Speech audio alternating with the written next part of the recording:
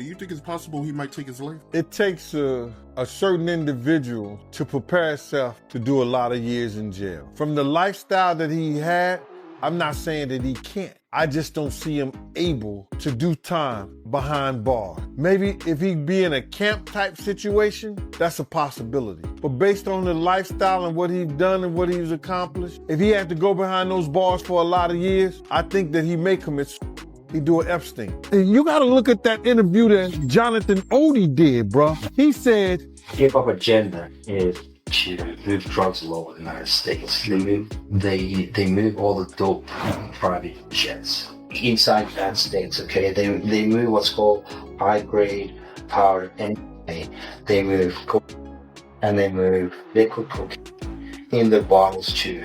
I've seen the liquid cocaine. I've drank it myself. I haven't said Diddy and Cassie. That was more damaging than Cassie. The DEA wasn't involved in this. It was the FBI and the Homeland Security, basically. That's because freaking things. But if they find any of that stuff in any one of his houses, there's a problem. Even if they find illegal guns, if they find any kind of drug, a high amount, cocaine and weed, I don't think Diddy gonna get charged because what he did, he put everything in his kid's name and his company. They found out that Diddy was using other inmates' phone cards. Now that probably happens all the time. You understand? And he gotta be probably the smartest, dumbest person that I know, because he gotta know that those phone calls are being taped.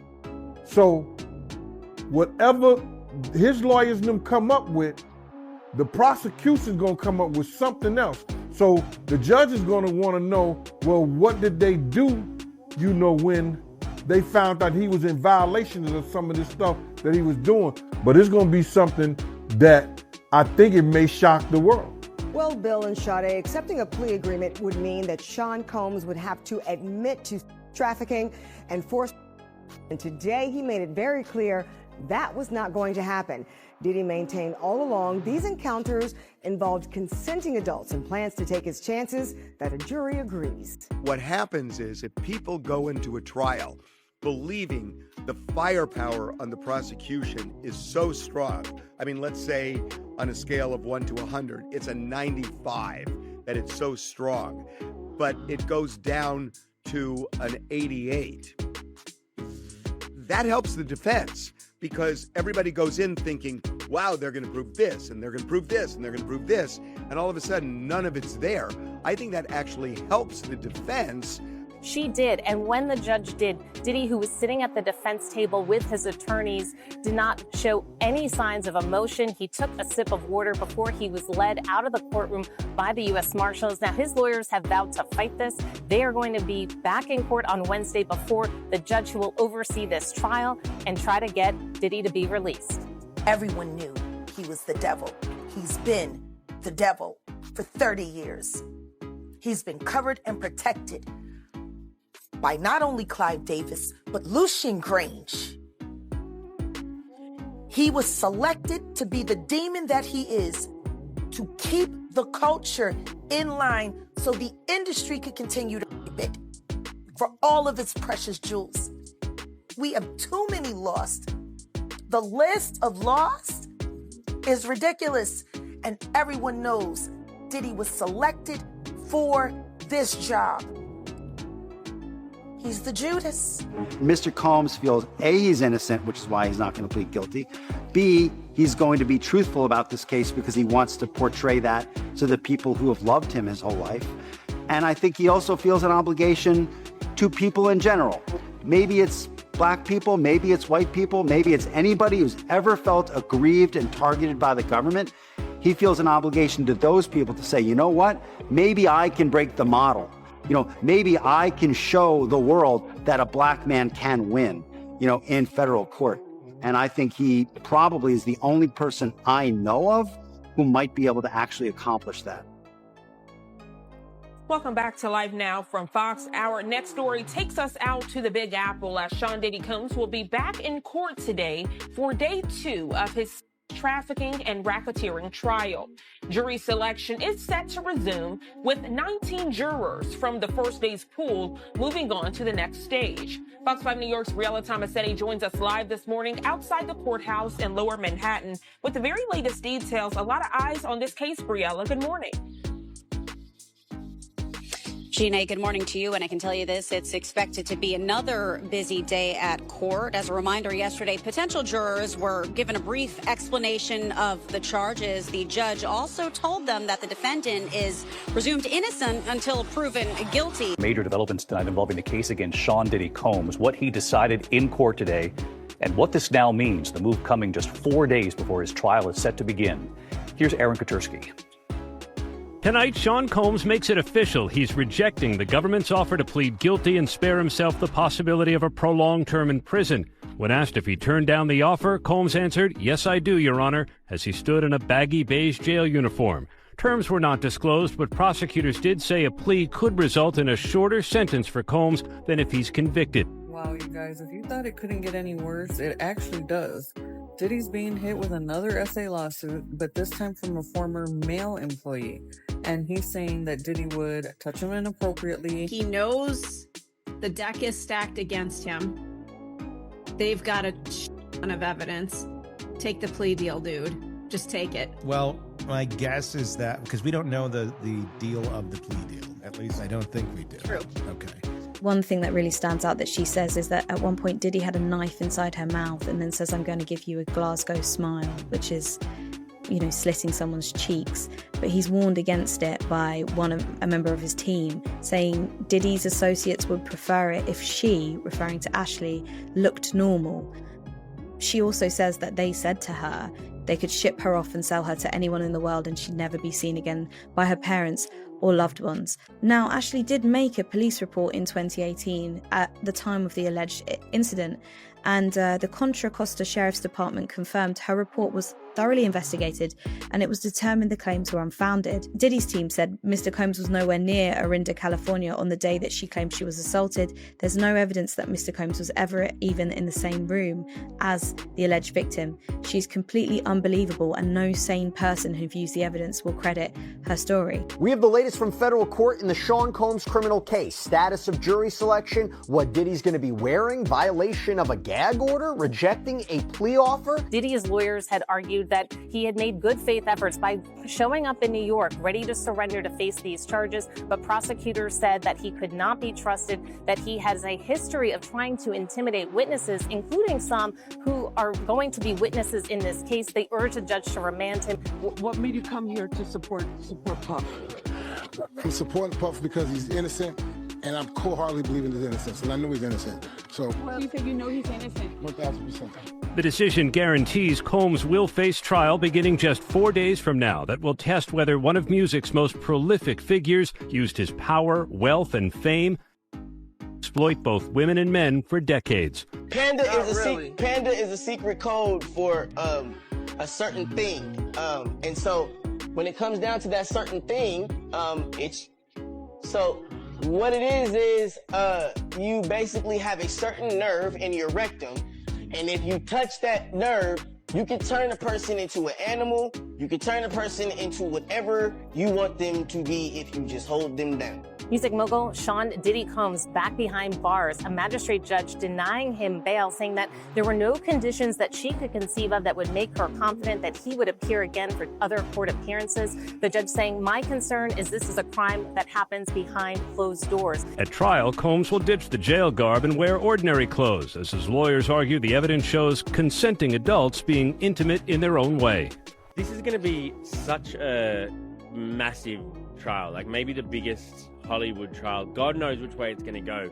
Is it going to go on for weeks? And for sure, weeks. Do you still think that, because there is this public perception, that there are celebrity tapes involved in this case? No. Do you still think that there are minors involved in this case? I'm certain no. Okay. And again, when you say this case, we're talking the criminal case. The criminal case. In the correct. criminal, I know that. In the criminal case, no. Elaborate, sometimes days-long parties by coercing victims through drugs, threats, and manipulation. They claim to have video evidence, and some of the accusations echo details from over 70 civil lawsuits filed against Combs over the last 30 years. Would you be open to a plea bargain? Well, it's not up to me. It's up to Mr. Combs, and I don't see it happening. Why? Because he believes he's innocent. He believes he's innocent. And what's more, he believes that he needs to stand up, not just for himself, for his family, and for everybody who's been targeted by the federal government. How can you support your father?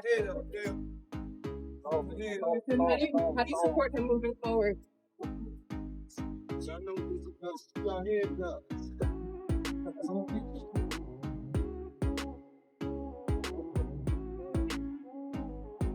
We made love. We made love. Who you made love with? Diddy, Bow Wow, Busta Rhymes. Isn't that, to my mind, that's one of the bigger hurdles in selecting a jury this coming week, is that there is, at least anecdotally, you know, when I talk to people, they have that opinion, strongly held opinion, that there's celebrity tapes, that they've kind of conflated Epstein, and you mentioned Ghislaine Maxwell and all of these things, into Diddy. There's this idea that somehow this is Epstein redux or something. Tell you that, yes, TD Jakes is Kim Porter. So you tell me what they was doing. I'm not going to express how I feel about that because I don't. The last hearing before Sean Combs' trial starts, when he walked into federal court today, he appeared to be looking for his family. They've pretty much been at all of the hearings that I've been to, but there was no presence of his sons or his mother or his sister who had previously been at those hearings. Regarding jury selection, the biggest takeaway for me is that both sides expect to complete the process in just 3 days. Considering how high profile this trial is, I was surprised by their confidence in wrapping it up that quickly. Rumors are circulating inside Brooklyn's Metropolitan Detention Center that an inmate who once shared a cell with music mogul Sean Diddy Combs has become an unexpected asset for the prosecution. Sources say this cellmate has agreed to cooperate in exchange for a possible reduction in his sentence. Word is his direct testimony could significantly change the course of Combs' already complicated legal battle. Observers close to the case note that prosecutors acted quickly after the insider requested a formal meeting, indicating that new testimony may be presented to the grand jury. Whether this move will weaken the star's defense or fall apart under cross-examination is now a question capturing widespread attention inside the federal complex. Routine monotony often intensifies whispered accusations. Correctional officers report that the cooperating inmate, identified only as Witness X in sealed documents, worked in the facility's laundry detail, giving him unsupervised access to corridors frequented by high-profile detainees. According to a source familiar with the discovery log, Witness X kept daily notes in a spiral notebook, recording overheard comments, late-night phone calls, and bits of conversations through the vents. These notes, now part of government evidence, reportedly reveal nervous pacing and quiet discussions in Combs' unit weeks before raids on his homes on both coasts. Witness X's cooperation request appeared on prosecutors' desks just 48 hours after his attorneys received a tentative plea offer in an unrelated drug case, raising immediate suspicion. However, federal agents acted without delay, scheduling 2 recorded interviews in a conference room near the cells. Transcripts reviewed by courthouse insiders suggest Witness X is ready to testify that Combs admitted to possible convictions on sexual assault-related charges and other allegations. While the defense dismisses this as a fabricated attempt to gain leniency, prosecutors quietly subpoenaed jailhouse phone recordings for verification. Those records show multiple calls from Combs to a number linked to a longtime associate managing real estate investments connected to Combs' assets. Analysts believe these calls might demonstrate awareness of guilt if they reveal property transfers or attempts to protect assets. The defense argues the calls were routine business and claims the cellmate was never close enough to understand the full context. Still, insiders note that the phone calls' timestamps closely match entries in Witness X's notebook, a detail likely to be revealed under oath. Combs' legal team moved quickly to block unreliable inmate testimony, citing legal precedents about incentivized informants. but Judge Michelle Forrester declined to bar the testimony entirely, stating that credibility should be determined by the jury. Experts note her decision mirrors recent rulings in racketeering trials where jurors weighed insider accounts against official documents. The defense is preparing an aggressive cross-examination, armed with disciplinary reports showing Witness X once hoarded contraband coffee packets. Prosecutors remain confident, suggesting they have strong independent evidence. This includes surveillance footage from the detention center's common area, which reportedly shows Combs and Witness X having breakfast at neighboring tables on multiple mornings, contradicting early media reports claiming they never interacted. Prosecution hired. Body language experts are expected to interpret those meetings as informal strategy discussions, though defense attorneys dismiss that as speculation. Regardless, the footage guarantees the jury will see the interactions firsthand. Men in close proximity, a visual that could weaken claims that this is purely fabricated. Behind the scenes, the cooperating inmate's account goes beyond whispered. Jail rumors. In one recorded interview, Witness X describes a conversation where Combs allegedly mentioned a storage unit in New Jersey and told a relative to clean house before authorities returned. Following that, federal agents obtained a warrant for a facility in Newark connected to a shell company. They seized 8 sealed boxes, a laptop, and several hard drives. Chain of custody documents list designer flash drives labeled Event Roster 2013 and Charity Gala Comp Guest List. Digital forensic experts are now examining these items for connections between specific names and payments. Prosecutors say were consulting fees used to disguise hush money. Meanwhile, the music industry grapevine is buzzing. Former associates, many bound by non-disclosure agreements, report quiet outreach from federal investigators seeking information on early career retreats, yacht gatherings, and studio lock-ins. Some witnesses refused interviews, citing brand protection, while others, sensing a shift in public opinion, quietly cooperated under conditional immunity. Entertainment lawyers advise clients that remaining silent could later be seen as complicity, especially if the cellmate's testimony gains credibility. Insiders predict a wave of corporate distancing as sponsors reconsider endorsement deals tied to Combs' branded beverages, fashion lines, and streaming ventures. Financial analysts tracking Combs' business interests point to accelerated divestitures. Public filings reveal a limited liability company controlled by Combs sold a Beverly Hills property at a steep discount 2 weeks after Witness X made his cooperation request. Bank regulators, reviewing suspicious activity reports flagged by compliance teams, question whether the sale's proceeds are being moved into offshore trusts. Defense attorneys insist the sale was pre-planned, but prosecutors may argue it shows anticipatory asset shifting. Public relations strategists for both sides understand the optics. The defense aims to portray the prosecution as desperate by focusing on an opportunistic inmate, while government attorneys argue that first-hand testimony, supported by paper trails and seized evidence, reveals a complex web of secret operations dating back a decade. Each side is preparing simple catchphrases: truth from the inside versus jailhouse fabrication. Jury consultants say whichever message resonates in opening statements could influence undecided jurors well before Witness X testifies. Media coverage has already begun. 2 cable networks aired primetime specials on the jailhouse twist, replaying archival footage of Combs' rise from Uptown Records intern to global entrepreneur against somber narration about his criminal exposure. Social media buzzes with headlines about betrayal behind bars. Although fact-checkers warn that much remains sealed, commentators debate whether a single witness can topple a billionaire's defense or if this is merely a sideshow distracting from prosecutorial weaknesses. Court documents show a sealed plea. Hearing for Witness X scheduled next month. Legal analysts say such timing often signals a cooperation agreement. If a new sentencing memo cites substantial assistance, jurors will learn the value placed on the testimony. The defense will highlight this to question Witness X's motive, while prosecutors will argue that risking retaliation in prison is not a trivial bargain. In previous high-profile trials, juries have accepted that self-interest and truth can coexist, leaving credibility judgments to the jurors.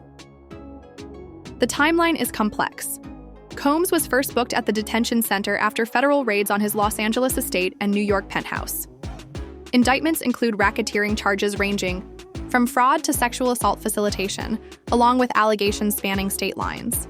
Bail was denied after magistrates considered him a flight risk with international assets. Weeks later, Witness X was transferred from FCI Fort Dix, where he faced a decade on cocaine distribution charges. Their overlapping time at the detention center turned ordinary proximity into potential evidence. Character profiles of Witness X surfaced in pretrial filings. Born in Queens, he worked construction between stints in county jails before his federal case sealed his fate. Prosecutors argue that his street-level background places him outside the entertainment world, which supports his credibility. Defense. Filings describe him as a career hustler who once impersonated a fire inspector to steal copper wire, hardly the image of a reliable truth-teller.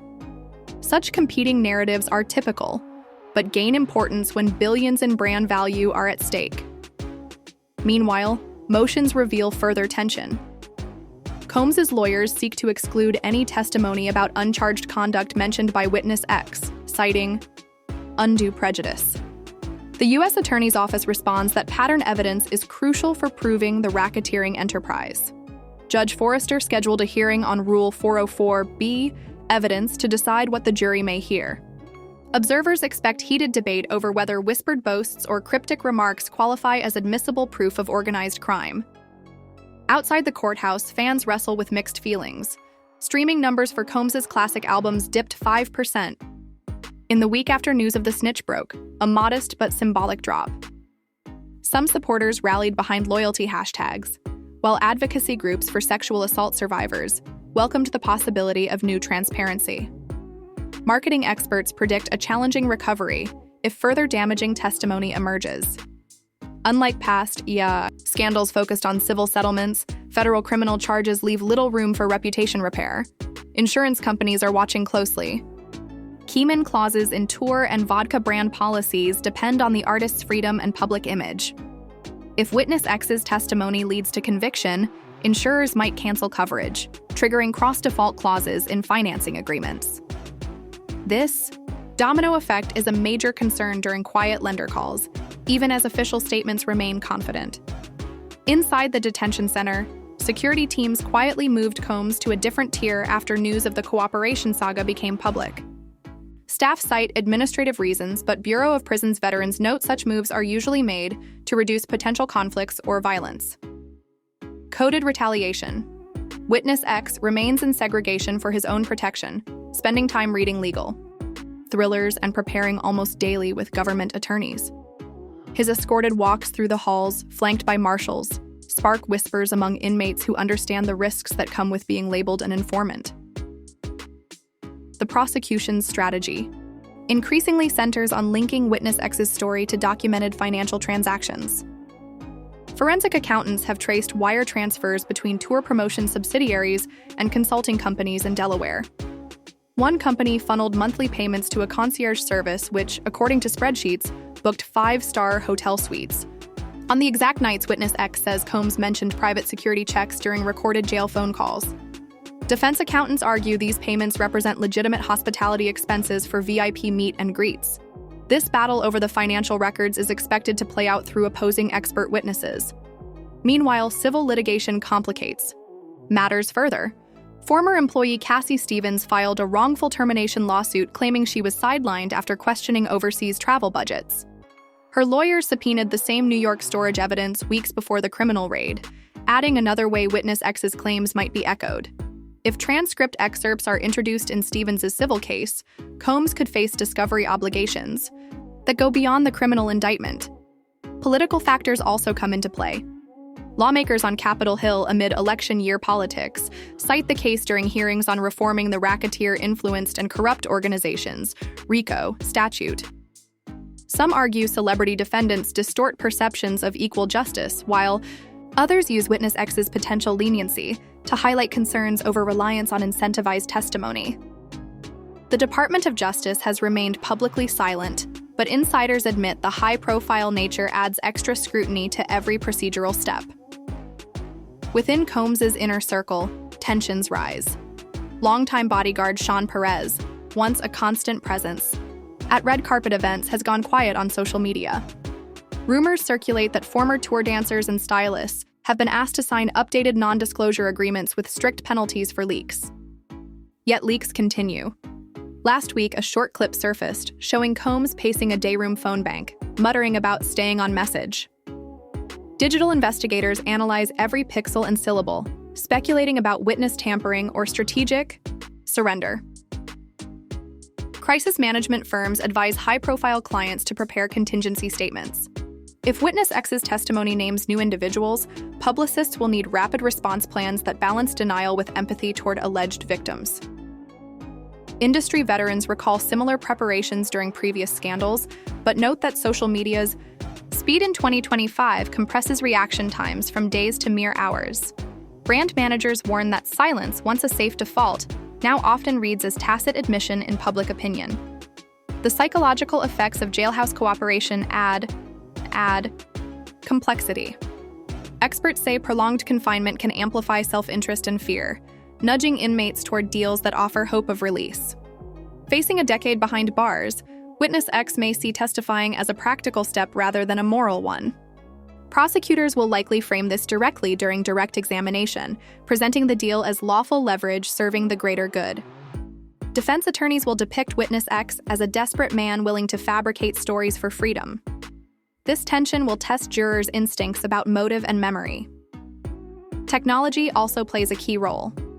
Government evidence includes digital forensic extracts from encrypted messaging apps once popular with celebrity security teams. Investigators used a gray market exploit to recover fragments of group chat logs, several of which correspond to dates when Witness X says Combs discussed managing fallout. Defense attorneys seek to exclude these chats as incomplete hearsay, while prosecutors argue that gaps in context don't remove their probative value when combined with live testimony. Judge Forrester has ordered a hearing to decide which excerpts can be shown in court, a proceeding expected to draw large crowds and real-time online commentary. The wider entertainment industry braces for collateral effects. Booking agents whisper about postponed festival appearances as organizers avoid bad publicity. Radio programmers quietly reduce spins of Combs's classic productions, wary of potential backlash campaigns. However, past experience shows fan loyalty can return if the defendant is acquitted. Executives are preparing multiple revenue scenarios, toggling forecasts based on a conviction or an acquittal. Back in court, the trial clock is ticking. Jury selection will focus on biases unique to celebrity cases. Prosecutors expect the defense to challenge jurors who grew up on 90s hip-hop, hoping nostalgia will create reasonable doubt. The government, meanwhile, looks for panelists with military or accounting experience, believing discipline and analytical skills outweigh star power. Voir dire questionnaires now include questions about parasocial relationships with public figures, recognizing that modern fandom blurs admiration with objectivity. As the trial date approaches, one question looms over procedural details. Will Witness X's testimony remain credible once defense lawyers expose inconsistencies? Cross-examiners are expected to emphasize minor chronological errors found in interview transcripts. Whether a hallway talk happened before breakfast or after lights out, such discrepancies could influence jurors' views on reliability. What might seem mundane in isolation can quickly erode confidence when layered skillfully. Prosecutors prepared Witness X with weeks of mock sessions, drilling the phrase "to the best of my recollection" to shield against traps seeking absolute certainty. Still, the human element remains. Facing a federal courtroom packed with reporters is worlds away from scribbling notes on a jail bunk. Witness X must recall memories free from confusion or exaggeration, while defense lawyers hunt for any cracks.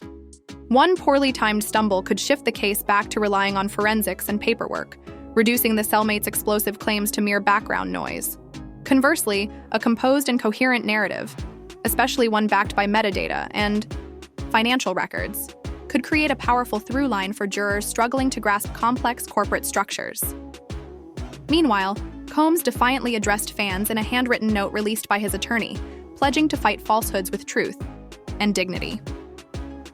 Critics call it performative, but supporters share the note widely, framing Witness X as a traitor motivated by profit. This tug of war over public opinion mirrors courtroom battles, each side crafting stories that resonate not just with jurors, but also ticket buyers, shareholders, and streaming subscribers. A key status conference is scheduled for early summer, where parties will update the judge on discovery, expert witness lists, and any plea talks. Some speculate Combs might consider a limited plea deal to reduce prison time if evidence becomes overwhelming, but close advisors say his pride and brand make that unlikely. For now, all signs point to trial, with Witness X remaining center stage.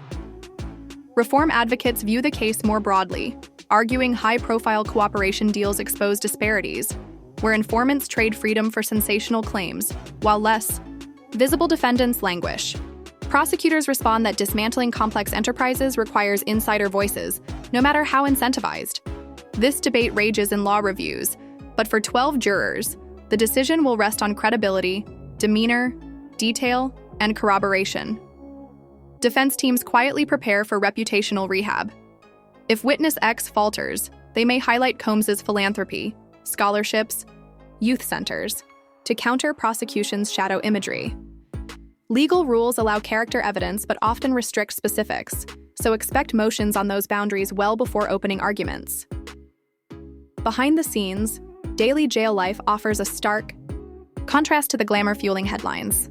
Morning counts, communal TV slots, and steel doors are reminders of the constraints Witness X has endured for years.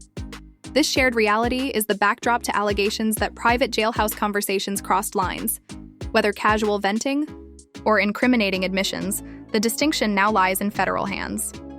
Investigative journalists dig into Witness X's past, scanning juvenile court files and neighborhood stories. Some recall a quiet teen who fixed bicycles, others mention petty theft. Every detail feeds the narrative pipeline shaping public and juror perceptions: hero, hustler, or something more ambiguous. Editors debate the ethics of spotlighting a cooperating inmate still in custody, weighing public interest against safety. Technology platforms wrestle with archival clips of Combs dancing on late-night shows, surfacing whenever the case trends, sparking debates about exposure versus implicit promotion. Streaming services respond with disclaimers stressing that catalog works don't imply endorsement of personal conduct. This intersection of entertainment and justice forces new policy playbooks, all sparked by one inmate's decision to talk. Inside the U.S. Attorney's war room, whiteboards track timelines of alleged offenses, asset movements, and Witness X's recorded statements. Each connection is a potential exhibit, designed to show enterprise coherence under racketeering law. Prosecutors aim for jurors to see strategy and secrecy, not isolated mistakes. Jailhouse insights give the dry financials a human voice, bridging spreadsheets with lived experience. Ultimately, the trial promises a collision of fame, power, and incarceration's fragile dynamics. Witness X stepped from laundry duty into a whirlwind that could reshape celebrity accountability. Combs faces not just legal peril, but the dismantling of a cultural legacy built over decades.